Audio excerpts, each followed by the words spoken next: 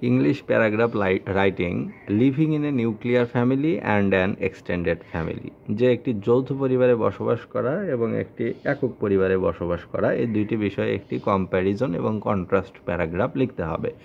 তো এটি পড়া হচ্ছে Panjeree HSC young learners communicative English এই বইটি থেকে। বইয়ের এই প্যারাগ্রাফের শুরুতে বলা হচ্ছে I live in an extended family, যে আমি একটি যৌথ পরিবারে বসবাস করি।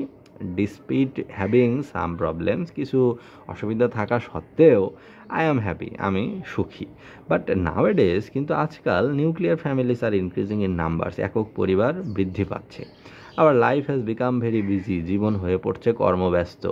At the same time, being bound to live in cities in search of income, people have become detached from their parents, grandparents, uncles, aunts and cousins. এবং একই সময়ে সবাই এখন শহরের দিকে ঝুঁকে পড়ছে কর্মের জন্য, উপার্জনের জন্য, এবং পরিবার থেকে, তাদের বাবা মা থেকে, দাদা দাদি থেকে, আঙ্কেল আন্ট কাজিন থেকে বিচ্ছিন্ন হয়ে পড়ছে। They live in cities with their wives and children only, তারা শহরে বসবাস করছে শুধুমাত্র তাদের স্ত্রী এবং সন্তানদের নিয়ে। But life in cities is not so easy nowadays, কিন্তু শহরের জীবন মোটেও এতটা সহজ নয় বর্তমানকালে। So with the gradual increase of the price of daily commodities, they can not send money to the extended families in villages. সব কিছুর দাম বৃদ্ধি পাওয়ার জন্য, নিত্যপণ্যের দাম বেড়ে যাওয়ার জন্য তারা নিজেদের একক পরিবারকে সামাল দিতেই ব্যস্ত হয়ে পড়ছে এবং তারা তাদের যৌথ পরিবারকে গ্রামে আর টাকা পাঠাতে পারছে না। ইন এ নিউক্লিয়ার ফ্যামিলি, একটি একক পরিবারে, children can grow up in a suitable environment, সন্তানেরা একটি উপযুক্ত পরিবেশে বড় হতে পারে। দে আর ব্রট আপ সাউন্ডলি, সেখানে তারা ভালোভাবে বড় হয়, অর্থাৎ নিউক্লিয়ার ফ্যামিলিতে। But in reality the children in a nuclear family feel lonely, কিন্তু বাস্তব ক্ষেত্রে অর্থাৎ দেখা যায় যে নিউক্লিয়ার ফ্যামিলির যে সন্তানেরা, বাচ্চারা, তারা একাকিত্বের ভিতরে বড় হয়। They can not share their feelings with others, তারা নিজের যে অনুভূতি সেটা অন্যদের সাথে শেয়ার করতে পারে না।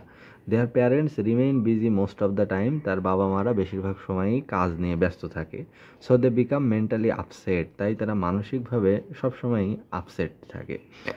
Human mind is very sensitive, মানুষের মন খুবই সংবেদনশীল। So everyone wants to have someone to share one's distress and happiness, তাই সবাই চায় কারোর সাথে নিজের দুঃখ এবং সুখকে ভাগ করে নিতে। I don't support A nuclear family, আমি নিউক্লিয়ার ফ্যামিলি পছন্দ করি না। Because in it family members become self centred in most cases, কারণ বেশিরভাগ ক্ষেত্রেই মানুষ আত্মকেন্দ্রিক হয়ে পড়ে নিউক্লিয়ার ফ্যামিলির সদস্যরা।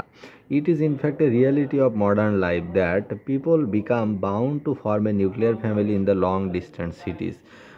বস্তুত পক্ষে মডার্ন লাইফ, আধুনিক জীবনে মানুষ অনেকটা বাধ্য হয়েই একক পরিবার গঠন করছে, কারণ তাদের পরিবার থেকে শহরে ভিন্ন জায়গায় বসবাস করতে হচ্ছে কাজের তাগিদে। তো এই যে প্যারাগ্রাফটি, যে living in a nuclear family and an extended family, যে একটি একক পরিবারে এবং একটি যৌথ পরিবারে, এই দুইটি বিষয় নিয়ে একটা কম্প্যারিজন কন্ট্রাস্ট প্যারাগ্রাফ লিখতে হবে। তো সেখানে বলা হচ্ছে দুইটি পরিবারেরই কিছু সুবিধা রয়েছে, কিছু অসুবিধা রয়েছে। তবে নিউক্লিয়ার ফ্যামিলি হচ্ছে অনেক, তো এখানে বলা হচ্ছে যে নিউক্লিয়ার ফ্যামিলি বর্তমানে মানে বেশি নিউক্লিয়ার ফ্যামিলি ফর্ম হচ্ছে। এর কারণ হচ্ছে অনেকটা বাধ্য হয়ে মানুষ এটা করছে, কারণ জীবিকার তাগিদে, উপার্জনের জন্য, চাকরির সুবাদে, কর্মের সংস্থানের জন্য তারা গ্রাম থেকে শহরে বসবাস করছে এবং সেখানে শুধুমাত্র স্ত্রী এবং সন্তানদের নিয়ে বড় হচ্ছে। এবং বাড়িতে, গ্রামের বাড়িতে হয়তো তাদের grand parent, uncle aunty, parents, তারা সবাই থাকছে। তো অনেকটা বাধ্য হয়ে তাদেরকে শহরে থাকতে হচ্ছে এবং নিত্য প্রয়োজনীয় জিনিসের দাম এতটা বৃদ্ধি পেয়েছে যে তারা শহরে নিজেদের ছোট পরিবারের খরচ জোগাতে হিমশিম খাচ্ছে, সেখানে এক্সটেন্ডেড ফ্যামিলিতে, বাড়িতে টাকা পাঠাতে পারছে না। এবং নিউক্লিয়ার ফ্যামিলিতে বাচ্চারা খুব সাউন্ডলি, ভালোভাবে বড় হয়, কোনো ঝামেলা ছাড়া বড় হয়। কিন্তু নিউক্লিয়ার ফ্যামিলির যে মেম্বাররা, বাচ্চারা, এরা অনেক লোনলি ফিল করে, কারণ তাদেরকে ফিলিংস শেয়ার করার জন্য তারা কাউকে পায় না, কারণ বাবা মা তো কাজ নিয়ে ব্যস্ত থাকে, তাদের সাথে সেভাবে সময় দিতে পারে না। এবং অধিকাংশ সময় দেখা যায় নিউক্লিয়ার ফ্যামিলির মেম্বাররা সেলফ সেন্টার্ড, সেলফিশ হয়, আত্মকেন্দ্রিক বা স্বার্থপর হয়। তো সেই দিক থেকে আসলে নিউক্লিয়ার ফ্যামিলি এক ধরনের অসুবিধাই বটে, মানসিকভাবে মেন্টালিটি এখানে মানুষের ন্যারো হয়ে যায়। কিন্তু এক্সটেন্ডেড ফ্যামিলিতে এই ধরনের সমস্যা দেখা দেয় না, সেখানে হয়তো অভাব থাকে, অভিযোগ থাকে, চিৎকার চেঁচামেচি থাকে, কিন্তু সেখানে মানুষ অনেকটা স্ট্রং হয়ে বড় হয়, বড় হয়ে তারা অনেক কিছু করতে পারে, তাদের ভিতরে সেই স্ট্রাগলটা থাকে, কিন্তু নিউক্লিয়ার ফ্যামিলির বাচ্চাদের ভিতরে সেই বিষয়টা থাকে না।